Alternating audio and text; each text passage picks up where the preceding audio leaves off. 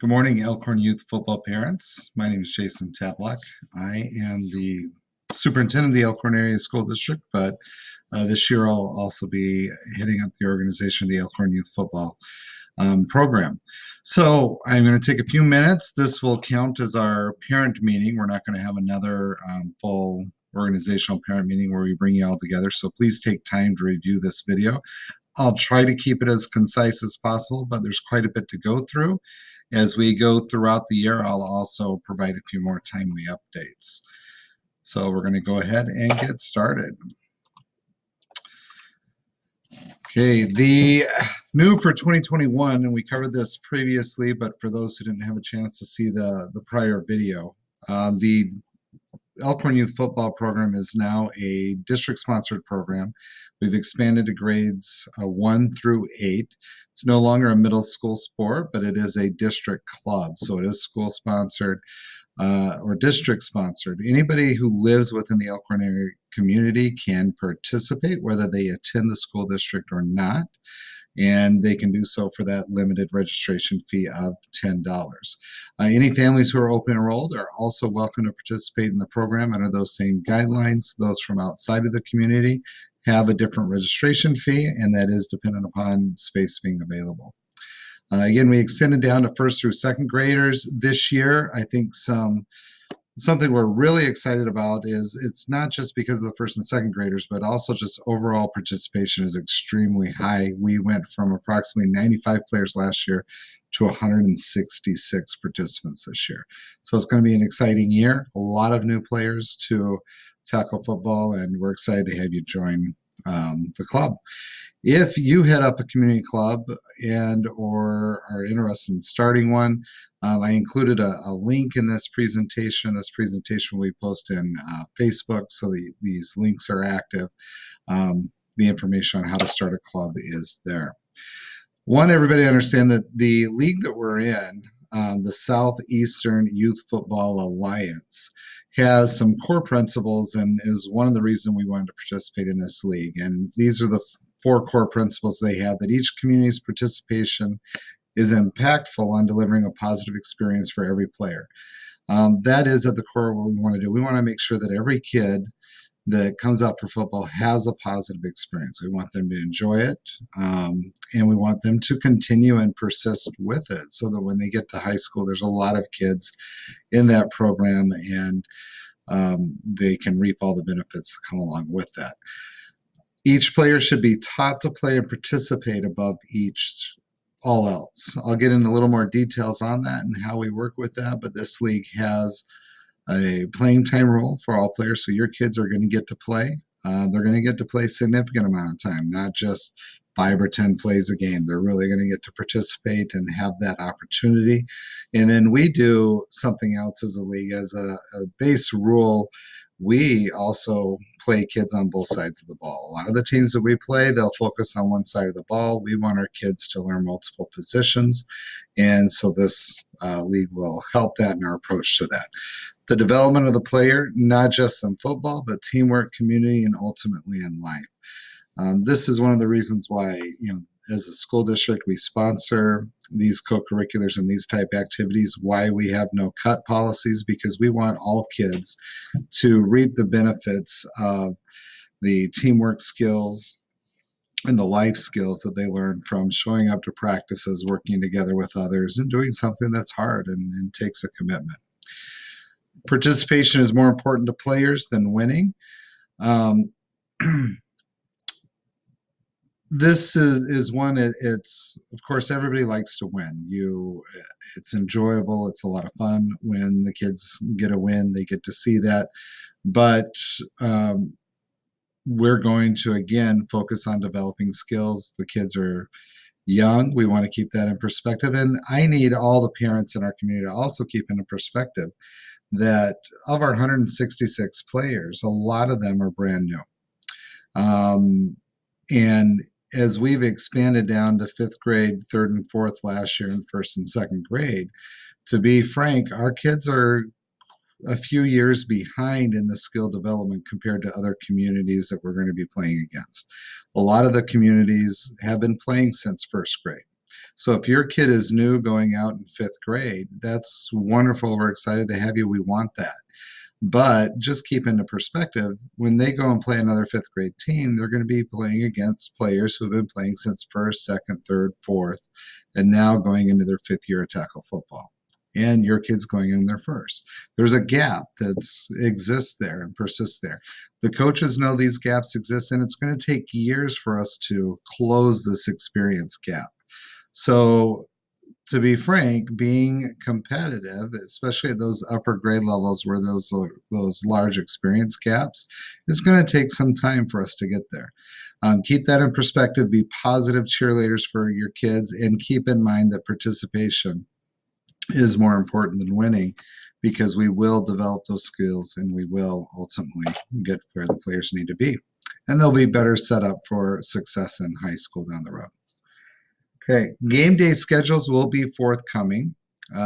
Grades with 2 teams will be determined prior to the scrimmage that we have. I'll talk about the date of the scrimmage in a little bit, and the teams will be split equally, not by skill. So to clarify that when we get over 30 players, we need to look at splitting the team. That's just too many players to get onto the field in equal rotations. And so our third, fourth grade will have 2 teams. Our fifth grade will have 2 teams, and our seventh grade this year will have 2 teams. And so we're not going to split those right away. They're going to go to practice the first week, and the second week we'll put together kind of a draft of how we feel the teams are evenly divided amongst each positions there. It's not going to be an A team and a B team or anything like that. We're going to make them as even as possible, so they can both be as equally competitive. Once that's done, we'll see how that works. By the scrimmage, we need to have those team rosters finalized. We may do some switching of players in that third week just to balance things out as we get into the contact. But be patient. The actual schedule should be coming out in a week or 2. Once that's out, I'll post that. Also want to ask, as parents, just keep in mind that the coaches in the program are volunteers. They put a lot of time and effort in on their end. They had a lot of training, hours and hours and hours of online training that they went through to be ready for the season through their USA football training. So be patient, supportive, and understand we need help too. So if you've got some ideas and you've got time on your hand, come and help out. Otherwise, just be appreciative that people are willing to coach your kids. Numbers are higher than ever. It's required a lot of new equipment to be ordered, and just like everything else out there, the logistics and shortages exist in the equipment realm as well. That being said, I believe we'll have everything in on time. I'm still waiting for about 30 shoulder pads, but it looks like we're good in the helmet realm. We literally have every plastic shell helmet that is made by any of the providers, Rydell, Schutt, and Zenith. We bought the last of all the plastic shell helmets from Zenith. So that should be here. Again, we play everybody on both sides of the ball as a baseline practice. There may be some exceptions to that. I'm not going to put a kid in a position where they might risk getting hurt themselves or hurting someone else. But for the most part, we want teams to play on both sides of the ball. Keep in mind, other teams do not. That is, in some aspects, a competitive disadvantage for us because we are coaching. Kids just have less time to focus on one position. That being said, that's not our greatest focus. We want kids to be skilled in multiple positions as they develop. If you look at football, there's 11 players that play at a time. You play an offense and a defense. So that's 2 positions times 11, 22 spots per quarter. Multiplied by 4, there's 88 quarters or slots to distribute amongst the players. All players are guaranteed to play one way for 4 quarters so long as the team has 22 or less players. Once the team is over 22, that guarantee of playing on one side of the ball for all 4 quarters goes down.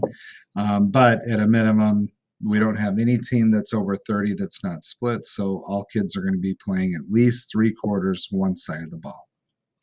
I want you to be prepared as a parent, for those of you that haven't played tackle football or had your kid in tackle football, it is a physical sport. We minimize the contact and regulate it. In fact, actual physical contact's limited to no more than 30 minutes in a practice. But it can and does hurt from time to time. We have very few injuries, especially at the younger level. I don't believe we had any injuries, but they do get owies, they do get bumps and bruises. And I just share that with you to prep your child mentally, and then let us know if they're struggling with that. Because it is something that kids will learn, they'll adapt to, and they'll work through. But for some kids, they may not have done anything so physical to where they're getting, those bumps and bruises, and it can be an adjustment for them. So let us know if they're struggling with that and that's a challenge, and then talk and prep your kid mentally. Don't prep them that, it's not okay to cry or anything like that. That's, kids cry. It happens at that age. That's all right. And we'll work with them. We're not going to tell the kids that's the case, but help and prep them in the aspect that, yes, it's okay. You get up, you keep going, and we can get through that. Helmets should fit snug. It'll take a little bit of time to get used to for the students. If they're extremely uncomfortable, you need to let us know, and we'll work with the kids in practice. The helmets have gotten much better than in back when many of the parents played. If you played back in, I don't want to say the olden days, that makes me feel old, but they've gotten much better, and they will fit snug. The head should not be jostling and the helmet moving separate. The helmet should move with the head. So just be aware of that, and we'll do those fittings on the first day of practice and the second day for the younger levels. Pants are tight. They're supposed to be tight so they don't trip. They're going to fit snug. Underwear only should be worn underneath, unless once in a while we'll have a kid who's just so skinny we can't find a pair that will fit them.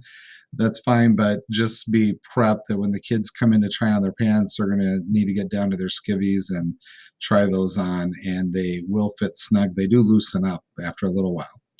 Forearm and hand pads can help players be more comfortable. I'll just share that with you. I'm not a believer in that, hey, you're more manly if you don't have those pads on. I personally, over here on the right, I've posted some pictures. This is an example of a forearm pad from Amazon, $6.99. It's not required. Many players don't use them. That's perfectly all right. But I found for some kids, it can help ease some of that transition. What I use for the gloves, and I found this, you can go and purchase lineman gloves that have the pads on them, but I'll tell you, you'll be paying about $45 to $50. And if your kids are like mine, they lose them, and that gets really frustrating. So what I found, and Walmart will carry them, or you can look online. Dunham's may have some. I purchased some there before. The MMA pads, for whatever reason, are much less expensive. So this is an example, $15 on Amazon, and they're quite durable and resilient. They'll still let the kids move their fingers and so forth. So I kind of have found good luck with those. But again, whatever you get, if anything, is perfectly all right. And don't be surprised if you get the gloves for your kids and they say, yeah, I just don't like wearing them. And then they'll get stepped on by a cleat or something. They'll wish they would have had it on. But I want you to know that those are there and available. Also, the receiver gloves, whether they're playing a back or a lineman, some kids like having the gloves on because, again, it just helps them from getting scraped or pinched. Those do run anywhere from $20 to $40. I put an example on there. Dunham's has those. Walmart has them as well.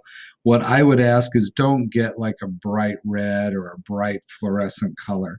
The reason being is we've had players who did that, and they're prone to getting called for holding more often. It's pretty obvious when your bright red hand is sitting out there grabbing a jersey. So I would stick to black, more of those neutral tones that don't stick out as much, and the black and white and so forth. The bright ones, if they're playing on the line, I would suggest staying away from those.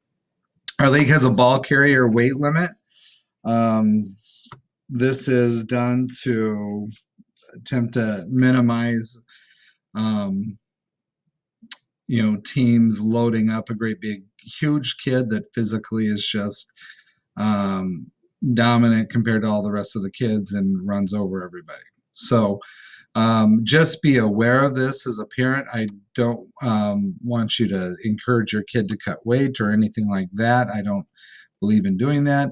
But there will be a weigh-in at the beginning of the year, and that will determine whether they can be a legal ball carrier or not. That will take place at the first scrimmage. If they don't make weight there, they can still make weight at the first game. But all they have to do is make weight once during the year, and then they're set for the rest of the year. So these are the weight limits for each of the different grade levels. If they're over that ball carrier weight limit, then they'll get a stripe on their helmet. My kids have always had stripes on their helmets. And what that means is they have to play on a position on the line and they can't carry the ball. So if they recover a fumble, they can go ahead and try to run it back. The refs will just blow the whistle dead. So just want you to be aware of that. If you're a sixth grade parent and your 190-pound kid is a phenomenal quarterback, we still want them out, and we'll work with them on skill development. We'll do some things in practice, but when it comes time for a game, we can't have them play quarterback. We'll have to have them play a different position.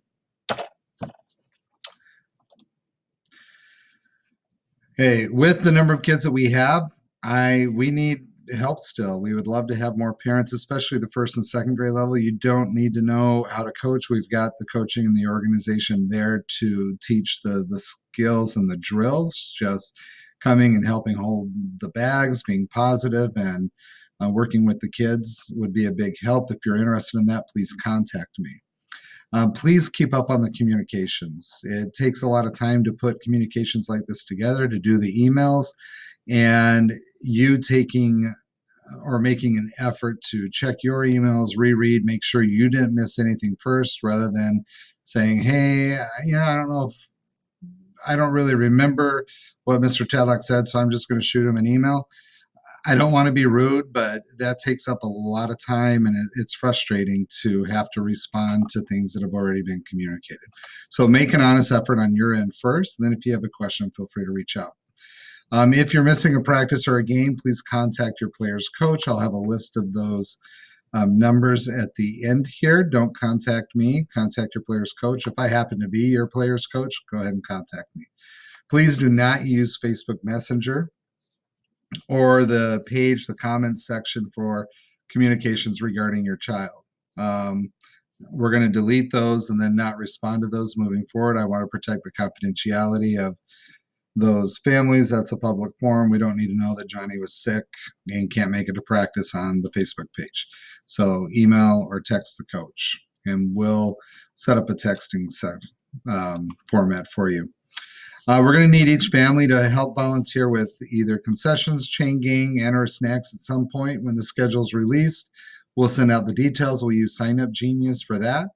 And then we ask again, just be positive, supportive. It's going to take time, and in fact, years for our kids to really be as competitive, but we're starting later than most. I've already spoken to this, and we're going to be focusing on that skill development, teaching the game, having fun. And if we do that, I know that everything else is going to take care of itself. Your kids are going to have fun. They're going to enjoy the game, and they're going to really savor those positive victories that they do have. I want to thank all those people who have signed up for DOS Fest parking. If you have not yet, and please click on this link, take a look at that. It's our one fundraiser that we're going to do this year, and it minimal commitment, and we're hoping to have pretty good returns on that. Okay, let me go back to this. Our first week of practice. We're starting next week, and we're very excited for that to take place. Practice for everyone is going to start at 5 o'clock, and we'll be on August 2nd, 3rd, 4th, and 5th. It's going to end at 7 o'clock at the middle school. We've done this on purpose for all four of those days, because all kids need to have 6 hours of conditioning before they can wear pads. So this being said, we know that things come up, and if someone misses a day or can't be to one of those days, they'll still have those 6 hours in. Our preference would be for everyone to be there all 4 days, but of course, if your kid needs a break or they just can't make it all 4 days, you're still going to have those 6 hours in. Eighth graders, we're going to ask if at all possible to report at 4 o'clock on Monday so that we can start the equipment handout. Once we're done with the eighth graders, we'll shift to the seventh graders, and I hope to be able to get the sixth graders done on Monday as well. And then we'll start with the fifth and work our way down on Tuesday. So prep your kids, first, second, third, fourth, and fifth, possibly even the sixth graders. Parents prep them that they may not get their equipment until Tuesday or Wednesday. But we'll work on that and try to get that to them as soon as we can. Let's see. Let me move this out of the way for you. Let's see. Once, and we always understand things come up, family vacations. You don't need to apologize for that stuff. That's of the utmost importance. Please go ahead and take care of that, and don't feel bad about that. Just let your coach know. Younger grade levels will have their practice time reduced and or days as we move forward. Once school starts, all teams will practice no more than 3 days a week.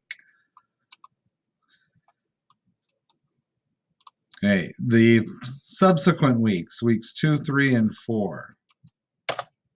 We've got 1st through 4th grade, Monday, Tuesday, Wednesday, 5 through 6:30, 5th through 8th, 5 to 7. And I don't need to read all of these, but I want to highlight on the week of August 16th, Saturday the 21st is our first scrimmages. The times will be announced, but the younger grade levels will go first. So if you're in first, second, third, fourth, and I believe fifth, plan on having your games in the morning time. That's just down in Richmond, Illinois. If you're in the upper grade levels, 6th, 7th, and 8th, plan on your games being in the afternoon, around noonish on. And the weigh-ins will also be during that week. And then our first game will be the week of August 23rd on Saturday, August 28th. Again, game times and locations will be announced. Most teams will be in a league with our conference league, and teams from our area. We looked at the draft of the divisions. One of the 5th grade teams will be in a division. It's just the way it worked out, in a division with more of the Kenosha, Racine, and that area. So once those are finalized, again, we'll let you know. As far as the week of August 30th and on, there's the practice schedule. That's the Labor Day weekend, but there will be no games on that. And these are all subject to change by the coaches as we get into it, see how the players are doing. It's not going to be subject to change more practice. This is the maximum practice time. It may be dropping a practice or two.